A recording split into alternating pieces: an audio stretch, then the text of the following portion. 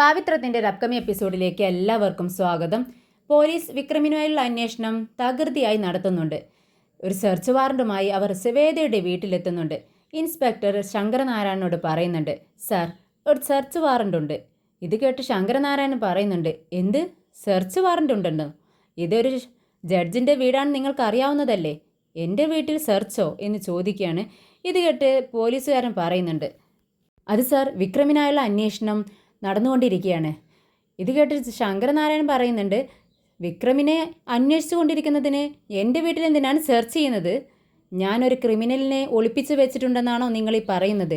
ഇത് കേട്ട് ഇൻസ്പെക്ടർ പറയുന്നുണ്ട്, അല്ല സാർ, അവൻ്റെ ഫോൺ ഇന്നലെ രാത്രി നിങ്ങളുടെ വീടിനടുത്ത് വെച്ചാണ് ഓഫായിരിക്കുന്നത്. അതുകൊണ്ടാണ് ഈ വീട്ടിൽ അന്വേഷണം വേണമെന്ന് പറഞ്ഞിരിക്കുന്നത്. ഇത് കേട്ട് വേദയെ ഒന്ന് നോക്കുന്നുണ്ട് ശങ്കരനാരായണൻ. ഉടനെ പോലീസുകാരൻ പറയുന്നുണ്ട്, സാർ നിങ്ങളുടെ മകൾക്കാണ് അവൻ അവസാനമായി വിളിച്ചിരിക്കുന്നത്. കോൾ ലിസ്റ്റ് ഇതാ എന്ന് പറഞ്ഞുകൊണ്ട് ലിസ്റ്റ് എടുത്ത് കാണിച്ചു കൊടുക്കുന്നുണ്ട്. അത് നോക്കിക്കൊണ്ട് ശങ്കരനാരായണൻ കുറച്ച് കടുപ്പിച്ച് തന്നെ വേദയോട് ചോദിക്കുന്നുണ്ട്, എന്താ വേദ ഇതൊക്കെ? ഇവർ പറയുന്നത് ശരിയാണോ? ഇത് കേട്ട് വേദ പറയുന്നുണ്ട്, അതെ അച്ഛാ. ആദ്യം വേദ ഒന്ന് പരുങ്ങുന്നുണ്ട്. എന്നിട്ട് പറയുന്നുണ്ട്, ഇവർ പറഞ്ഞത് ശരിയാണ്. ഇന്നലെ രാത്രി വിക്രം എന്നെ വിളിച്ചിരുന്നു. ഒരു 10,000 രൂപയുണ്ടോ എന്ന് ചോദിച്ചു. ഞാൻ പറഞ്ഞു, എൻ്റെ കയ്യിൽ എവിടുന്നാ കാശ്? എൻ്റെ കയ്യിലില്ലെന്ന് പറഞ്ഞ് ഞാൻ കോൾ കട്ട് ചെയ്തു. ചിലപ്പോൾ അച്ഛാ വീട്ടിനടുത്ത് വന്നിട്ടായിരിക്കും അവൻ വിളിച്ചിട്ടുണ്ടാവുക എന്നിങ്ങനെ പറയുന്നുണ്ട് വേദ. ഇത് കേട്ട് ഇൻസ്പെക്ടറോട് ശങ്കരനാരായണൻ പറയുന്നുണ്ട്, കേട്ടില്ലേ താൻ? എൻ്റെ മോള് സത്യം പറഞ്ഞു. അവൻ അവളെ വിളിച്ചിട്ടുണ്ടായിരുന്നു. പക്ഷേ പിന്നീടൊന്നും ഇവൾക്ക് അറിയത്തില്ല. എന്തായാലും നിങ്ങൾ സെർച്ച് വാറണ്ടോട് വന്നതല്ലേ? ഞാൻ നിയമങ്ങളൊന്നും തെറ്റിക്കുന്നില്ല എന്ന് പറയുന്നു. പക്ഷെ പെട്ടെന്ന് പറയുന്നുണ്ട്, വേണ്ട അച്ഛാ, എന്തിനാ വെറുതെ ഇതിനെല്ലാം കൂട്ടുനിൽക്കുന്നത്? വിക്രം ഇവിടെ ഇല്ലെന്ന് നമുക്ക് അറിയാവുന്നതല്ലേ. ഇവർ ഹൈക്കോടതിയിൽ എങ്ങാനും സെർച്ച് വാറണ്ടുമായിട്ട് വരട്ടെ, അപ്പോൾ നമുക്ക് നോക്കാമെന്ന് പറയുന്നു. ഇത് കേട്ടിട്ട് ശങ്കരനാരായണൻ പറയുന്നുണ്ട്, ഇല്ല മോളെ, നിയമം എനിക്കും ബാധകമാണ്. വിക്രം ഇവിടെ ഇല്ലെന്നും നമ്മുടെ ഭാഗത്ത് തെറ്റില്ലെന്നും നമുക്കറിയാമല്ലോ. അവർ സെർച്ച് ചെയ്തിട്ട് പോട്ടെ. മോളെ ഇങ്ങ് മാറി നിൽക്കുന്ന വേദയോട് പറയുന്നു. അങ്ങനെ സെർച്ച് ചെയ്യാൻ അനുമതി കൊടുത്തതിന് ശേഷം ഇൻസ്പെക്ടറും പോലീസുകാരും റൂമിലേക്ക് കയറി പോകുന്നുണ്ട്. വേദയുടെ മനസ്സാണെങ്കിൽ പടപടാ ഇടിക്കുന്നുണ്ട്. വിക്രം തൻ്റെ റൂമിലുള്ള വിവരം അവൾക്ക് മാത്രമല്ലേ അറിയത്തുള്ളൂ. വേദ പെട്ടെന്ന് തന്നെ റൂമിലേക്ക് കയറി പോകാൻ വേണ്ടി നോക്കുന്ന സമയത്ത് ശങ്കരനാരായണൻ ചോദിക്കുന്നുണ്ട്, വേദേ നീ ഇതെങ്ങോട്ടാ? അവരെ ഡിസ്റ്റർബ് ചെയ്യരുത്, നീ ഇവിടെ നിന്നാൽ മതിയെന്ന് പറയുന്നു. ഉടനെ തന്നെ വേദ പറയുന്നുണ്ട്, ഇല്ല അച്ഛാ, ഞാൻ എൻ്റെ ഫോൺ എടുത്തുകൊണ്ട് വരാം. ഓക്കെ, നീ ഫോൺ എടുത്തിട്ട് പെട്ടെന്ന് ഇങ്ങ് വന്നേക്കണം. സെർച്ചിനിടയിൽ അവർക്കൊരു ബുദ്ധിമുട്ടും ഉണ്ടാക്കരുതെന്ന് പറഞ്ഞുകൊണ്ട് വേദ പെട്ടെന്ന് തന്നെ റൂമിലേക്ക് കയറി പോകുന്നുണ്ട്. റൂമിലെത്തിയ ഉടനെ തന്നെ വേദ എല്ലായിടത്തും വിക്രമിനെ തിരയുന്നുണ്ട്. കണ്ണുകൊണ്ട് പരതുന്നുണ്ട്, പക്ഷേ കാണുന്നില്ല. വേദയുടെ മുഖമെല്ലാം മാറിയിരിക്കുന്നു. പോലീസുകാരനാണെങ്കിൽ ബാത്റൂം തുറന്നുകൊണ്ട് ബാത്റൂമിനുള്ളിലുണ്ടോ എന്ന് നോക്കാൻ വേണ്ടി അകത്തേക്ക് കയറിയിരിക്കുകയാണ്. പെട്ടെന്നാണ് വേദ ഡോറിന് പിറകിൽ ഒളിഞ്ഞു നിൽക്കുന്നത് വിക്രമിനെ കാണുന്നത്. വിക്രമും വേദയെ തുറിച്ച് നോക്കുന്നുണ്ട്. വേദ പെട്ടെന്ന് മനസ്സിലൊരു ബുദ്ധി തോന്നുന്നുണ്ട്. ബാത്റൂമിലേക്ക് കയറിയിരിക്കുന്ന പോലീസിൻ്റെ പിറകെ വേദ ചെല്ലുന്നുണ്ട്. പതിയെ തൻ്റെ കൈവിരലുകൾ ഡോറിന് ഇടയിൽ അങ്ങ് വെച്ചു കൊടുക്കുകയാണ്. പോലീസുകാരൻ ഇത് ശ്രദ്ധിക്കാതെ ഡോർ അടയ്ക്കുന്നുണ്ട്. പെട്ടെന്ന് വേദന കൊണ്ട് നിലവിളിക്കുകയാണ് വേദ. അയ്യോ എന്ന് പറഞ്ഞുകൊണ്ട് താഴെ നിന്നും ശങ്കരനാരായണൻ എന്താ മോളെ എന്ന് ചോദിച്ചുകൊണ്ട് എല്ലാവരും മുകളിലേക്ക് കയറി വരുന്നുണ്ട്. വേദയുടെ വിരലുകൾ മുറിഞ്ഞ് ചോര ഒഴുകുന്നുണ്ട്. പെട്ടെന്ന് പോലീസുകാരൻ അങ്ങ് അമ്പരന്ന് പോകുന്നുണ്ട്.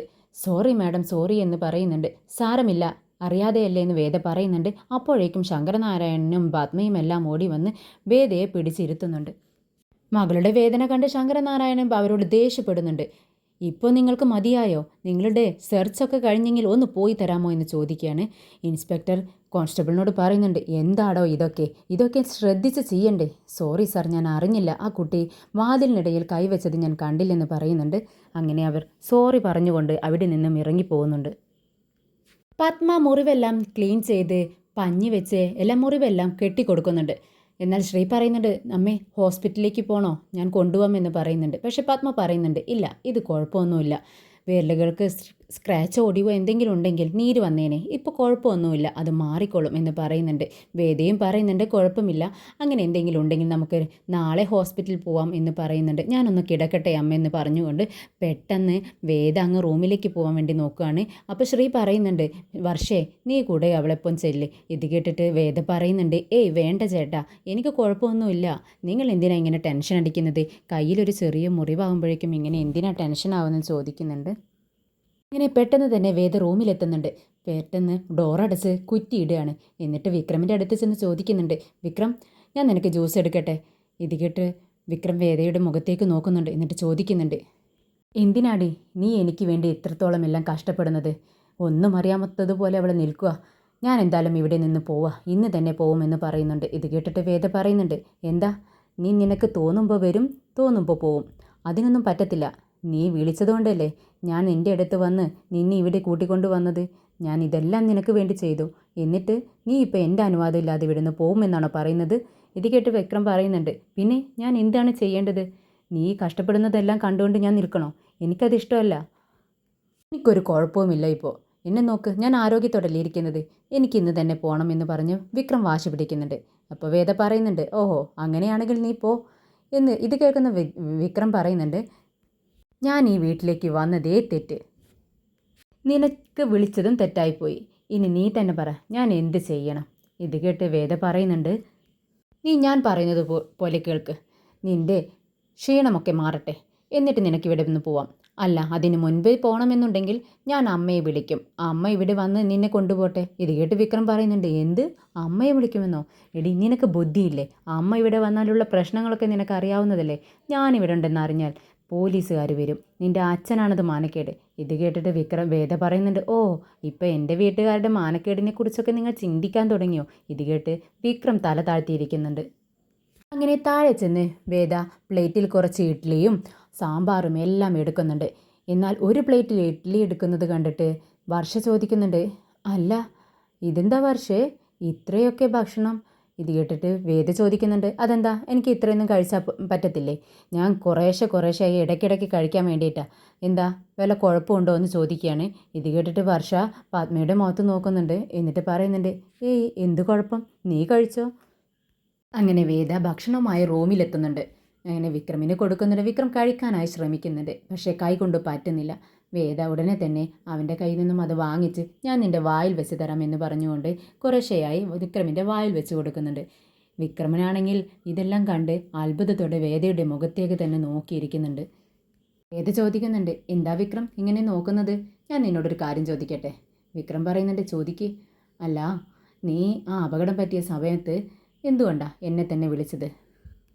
വിക്രം പറയുന്നുണ്ട്, അത് എന്നോട് ശ്രീനി സാറ് പറഞ്ഞിട്ടുണ്ടായിരുന്നു നിന്നെ ഒന്ന് വിളിക്കാൻ, അതുകൊണ്ട് വിളിച്ചതാ. ഉടനെ തന്നെ വേദ ചോദിക്കുന്നുണ്ട്, ഓക്കെ ശരി, വിളിച്ചത് അങ്ങനെ ആയിരിക്കണം, അങ്ങനെ തന്നെ ഇരിക്കട്ടെ. എന്നാൽ ലൊക്കേഷൻ അടക്കം എനിക്ക് വിട്ടു തന്നത് എന്തിനാ? അത് പറ എന്ന് പറയുമ്പോൾ വിക്രം ദേഷ്യത്തോടെ പറയുന്നുണ്ട്, അതെ നീ ചെയ്ത കാര്യങ്ങളൊക്കെ ഇപ്പോൾ വിളിച്ച് പറയുകയാണോ? അതിന് വേണ്ടിയിട്ടാണോ നീ എന്നെ ഇവിടെ ഇരുത്തിയിരിക്കുന്നത്? ഇത് കേട്ട് വേദ പറയുന്നുണ്ട്, ഏയ് ഇല്ല വിക്രം, ഞാൻ അങ്ങനെയുള്ള ആളല്ല. പിന്നെ ഞാൻ ചോദിച്ചെന്നേ ഉള്ളൂ. പിന്നെ ഇതെല്ലാം ചെയ്തു കഴിഞ്ഞിട്ടും നീ ഇപ്പോഴും ഒരു താങ്ക്സ് പോലും എന്നോട് പറഞ്ഞിട്ടില്ല. അതുകൊണ്ടാണ് ഞാൻ വീണ്ടും വീണ്ടും ഇത് തന്നെ പറഞ്ഞുകൊണ്ടിരിക്കുന്നത്. ഇത് കേട്ട് വിക്രം പറയുന്നുണ്ട്,